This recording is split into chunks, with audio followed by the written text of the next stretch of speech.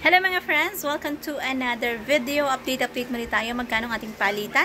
Real to peso para sa mga kababayan natin na nagtatanong at nais magpadala ngayong araw na ito. Syempre mga friends, through STC pa rin po ito. Magkakaiba po ang palitan ng bawat bangko. Pero konti lang naman ang difference noon. Pero kung magpapadala kayo mga friends, hindi lang parang.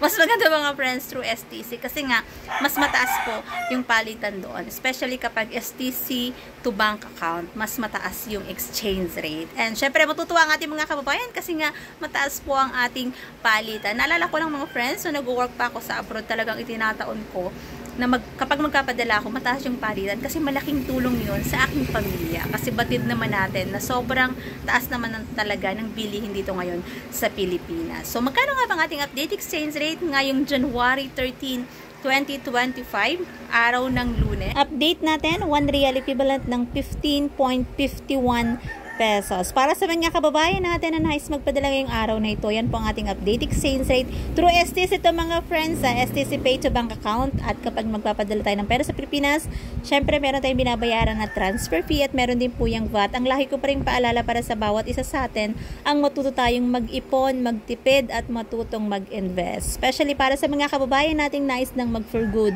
Napakasarap mamuhay sa Pilipinas mga friends. Syempre kasama natin ang ating pamilya, pero syempre masarap ding mamuhay dito kung meron tayong pagkakakitaan kasi alam naman natin mga friends na napakataas ng bilihin sa panahon ngayon. At kung ikaw ay mag-i-stay na sa Pilipinas, maganda kung meron kang pagkakakitaan dito. Kaya habang may panahon pa, malakas pa ang katawan at may trabaho, matutong mag-ipon para sa iyong sarili at para sa iyong kinabukasan. So that's it for today's video mga friends. Thank you for watching and see you on my next update.